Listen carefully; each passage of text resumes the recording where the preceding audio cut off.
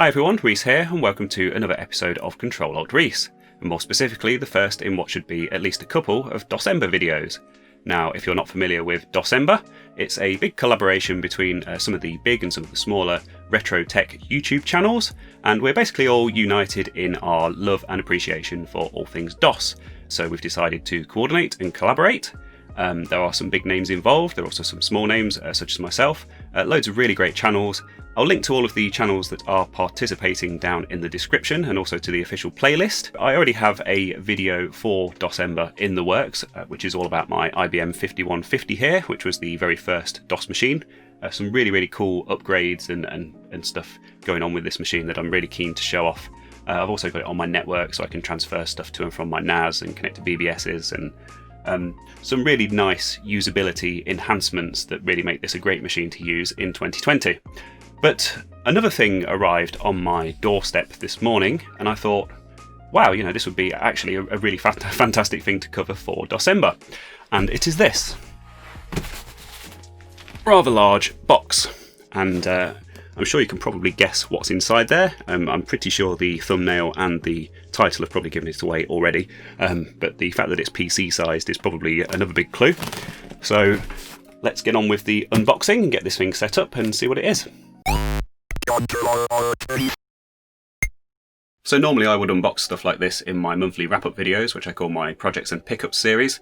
But of course, because this is so pertinent to the current events, I had to get it opened straight away. So this looks pretty well packaged. Hopefully there's plenty of padding in there. I'm not sure how big it is exactly. I've seen pictures of it and I do know the specs and stuff. So let's take a look inside.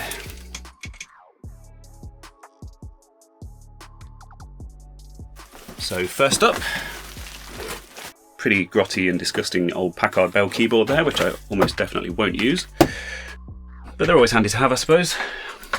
A power cable. A Fellows mouse. And a disc. S3 Verge drivers for Windows. That's probably a pretty big giveaway as to at least one of the specs of this system. And a note that says "Read me" on it. I wasn't expecting that.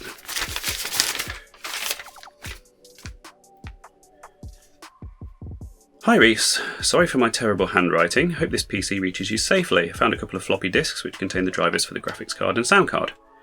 Drivers are already installed, but I've included them in case you need to reinstall DOS and/or Windows. Oh, that's nice. I don't know how well the courier has treated the parcel, but if you turn the PC on and it beeps repeatedly at you, the graphics card may have come loose and may need reseating. If you get stuck at all, just drop me a message on eBay and I will try and help as best as I can. Enjoy using it. Best regards, Dan. Oh, that's really nice. That's a really nice touch. So of course I will open this up and just make sure all the cards and stuff are still seated internally before I do power it up. That's good practice with any PC that you buy. I have seen pictures of this running, so I won't be doing a thorough check of the power supply and stuff. I'll assume that I'll switch it on and it won't explode. Perhaps I will come to regret that decision. We'll have to see in a moment, won't we? So here it is. One thin layer of bubble wrap, of course, eBay standard.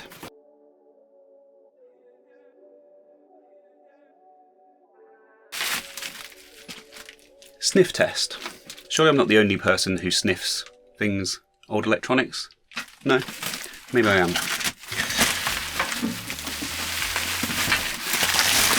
It's a good way to diagnose some common faults. Oh yes. Right.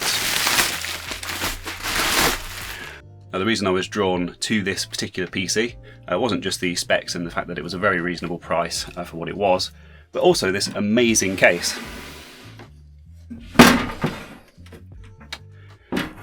So yes, as you can see, this is incredibly yellowed to the point of being brown. The seller did mention that the drive bay covers don't stay in place very well, but that's fine. At least that one is here. It has a DVD drive, which I think is much later than what the other specs would suggest. But yeah, really fantastic looking case, I think. Proper retro, nice big chunky power switch. Turbo button there as well, so obviously this one's housed maybe a 386 or a 286. it's actually a much later machine than that. So let's get this lid off and take a look inside. Some very interesting looking case screws here. They're quite have very big heads on them, which is, I've never seen anything like that. But all 6 of them are present and correct, so I'll assume that they're original.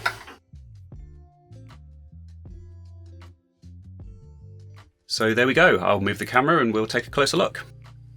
So kind of the first immediately obvious thing in here is that this front part's come unclipped, but that's not entirely uncommon. This is just holds the PC speaker, and then these slots in the back would have been for longer ISA cards.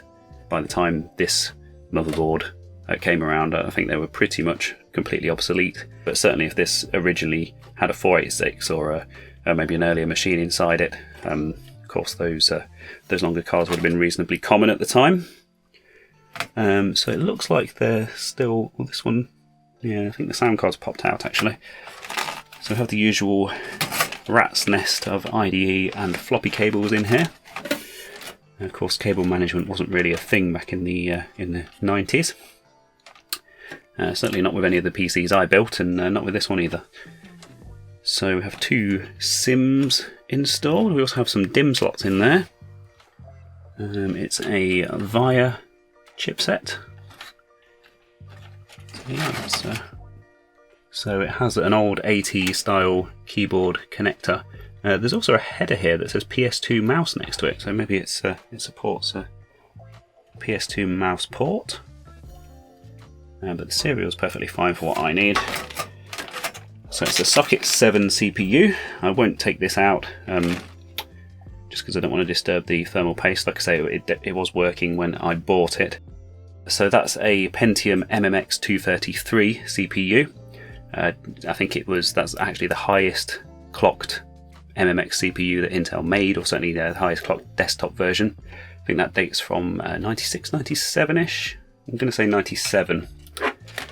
So I will take this sound card out, as it's obviously been disturbed in transit. Needs reseating.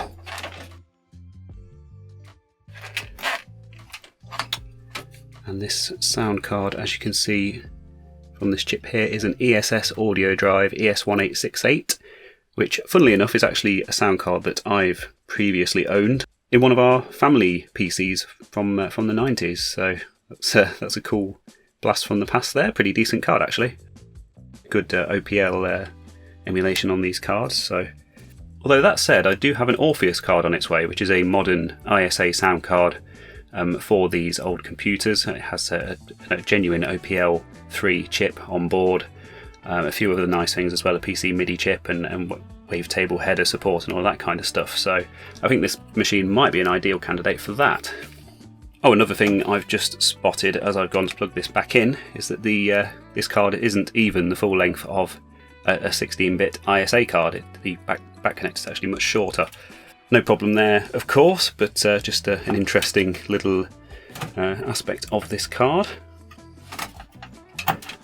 Probably part of the reason it fell out as well, because it's not as sort of mechanically secure without all that extra contact area. And I'll take a look at the graphics card as well while we're here, because this one's quite interesting. So this is an S3 Verge, and there weren't that many games that actually had versions released that specifically took advantage of the Verge. Obviously 3DFX kind of became the de facto standard with Glide, which was of course related to OpenGL and kind of grew into the OpenGL that we know and love today. But the Verge was kind of a bit of a historical oddity.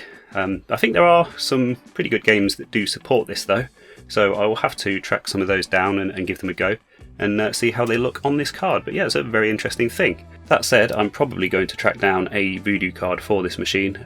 I had a Voodoo 3 back in the day, so one of those would be quite nice, although I don't know if they were AGP only, and this motherboard only supports ISA and PCI, so maybe limited to a Voodoo 2, but that's probably more period appropriate for this CPU anyway. So otherwise, just a very typical AT system from the mid to late 90s. We have the standard AT power connector there. I won't bother taking these drives out, there's not really much point in that. There is a DVD drive in this, I think that's kind of much later. Also a floppy drive and good old-fashioned IDE hard drive. I'm not sure what the capacity is on that, but I'm sure we'll find out once we get this fired up. So I think I'm happy that everything's okay in there now, so just make sure this fan's clear, and I'll put this back together and we'll get it fired up. So I've hooked it up to my IBM LCD monitor, just because that's what I had set up on the desk already. I've got my old Mitsumi AT keyboard and my lovely Microsoft Serial mouse ready to go. This is genuinely the first time I've turned this on. Oh, I've also got it hooked up to my video capture setup. So hopefully we can capture some video output from this machine. So I think without further ado, let's flick this wonderful chunky power switch and see what happens.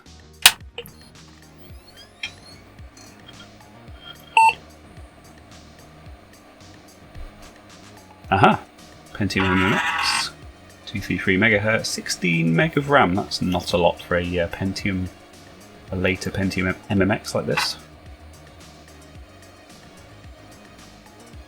So we've got a 8GB hard drive in there. Oh, the sound card works. Saw the mouse driver and the CD-ROM driver flash past there as well, so that's all good. So, doesn't seem to be a lot on here. The video output's very grainy and flickery. I'm not sure if that's because of the splitter or something to do with my capture setup. Maybe this monitor doesn't like this particular resolution, I'm not sure. Okay, we will forge ahead. So, Windows 3.1, that's what was that? 3.11, okay. That's a very unusual choice for a Pentium MMX. I would have thought that this would be the ideal Windows 95 machine. But perhaps the previous owners wiped it and 3.1 was all they had to hand. Although they did include the driver disks for DOS and Windows 3.1. So yeah, that's literally all that's on here.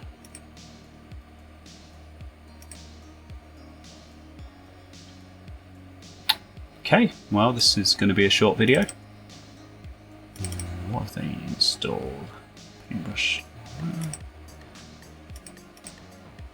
Network. There's no network card in this computer. Have to see if I have a spare PCI or ISA network card I can put in here. Always makes life easier. Games. It's looking very sparse. Don't even have the Windows Entertainment Pack, so no Chips Challenge, unfortunately. Sure, Solitaire is working. Yeah, perfectly fine. Of course. Okay. Hours of fun. And the usual backup utilities, QBasic and whatnot. The sound card did make some noise on boot up. We'll just see what the MIDI output sounds like on this ESS audio drive. This was the card of my childhood, so I seem to remember it didn't sound too bad actually.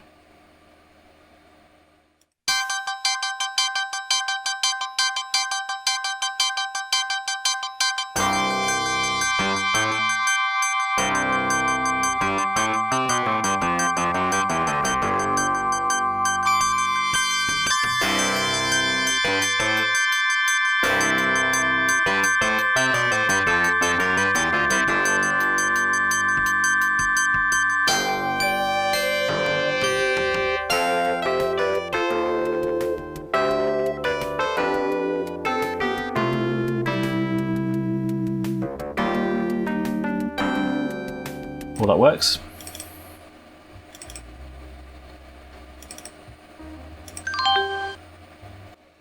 So I think the first game I will try is Quake.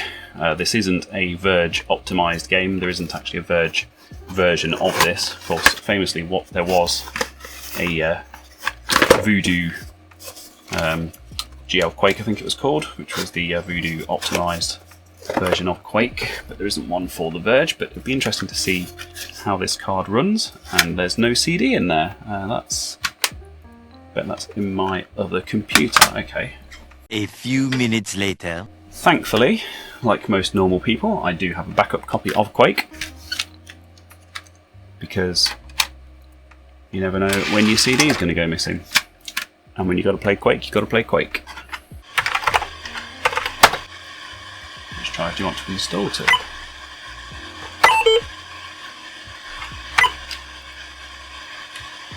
Wow. It's very fast. Of course, this game requires a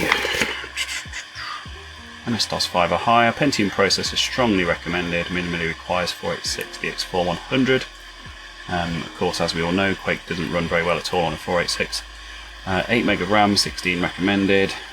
Hard disk space, VGA, SVGA support, supports Sound Blaster incompatibles, yada yada yada. Hi everyone, Future Reese here, and what originally followed was a demonstration of a few games, including some specifically optimised for the S3 Verge, and unfortunately I ran into some serious performance issues. Since recording this part, I've updated the BIOS and upgraded the RAM in this machine, going from the included sims to some later PC133 DIMMs.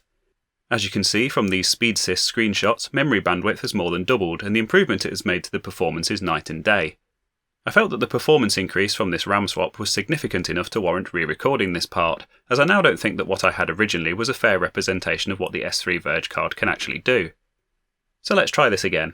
The first game I tried was id Software's Quake from 1996, which uses a software renderer which is not specifically optimised for this graphics card, but after tweaking some settings it actually runs pretty nicely, certainly better than it did on my 486 when I was a kid.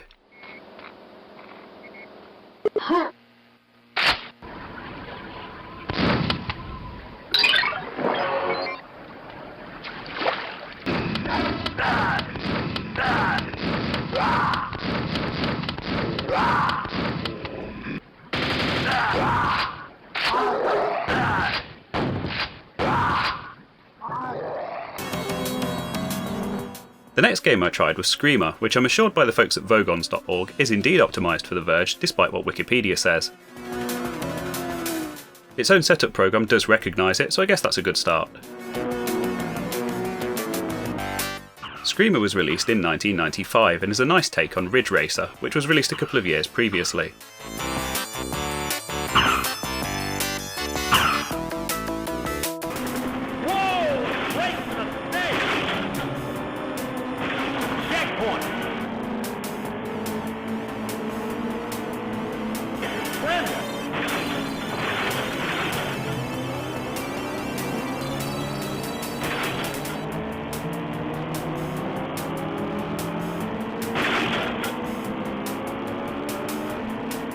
It's not a bad looking game at all for its day and runs nicely too. Now, look at that time!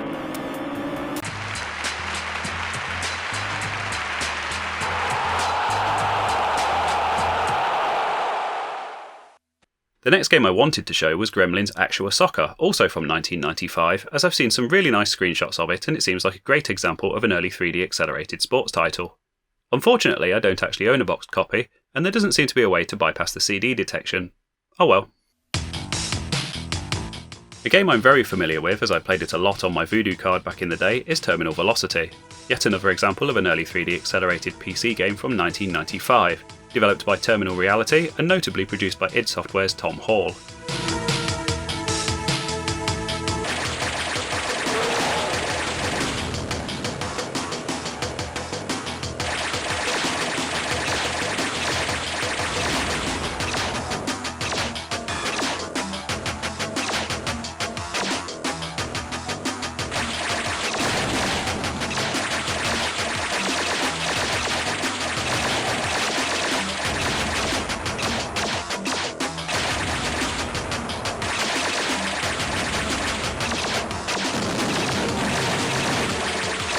This free-roaming 3D space combat type game has lovely fluid movement and is loads of fun to play. Another racing game this time, and it's the excellent Destruction Derby, or is it Derby? Anyway, this is perhaps better known on the PlayStation, although it'll always be a PC game to me. Another fun and great looking Verge optimised game from 1995, this time from Reflections Interactive.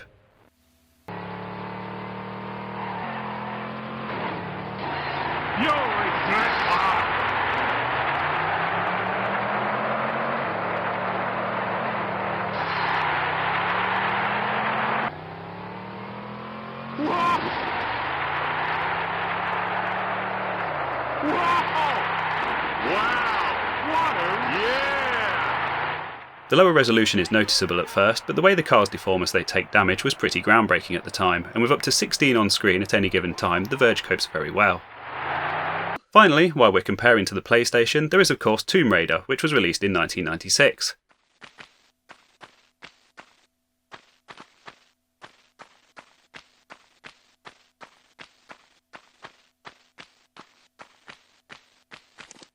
As you can see, it does suffer from slowdown in some of the busier areas, but it was released a whole year after the other games I've looked at here, and PC gaming was advancing pretty quickly at the time.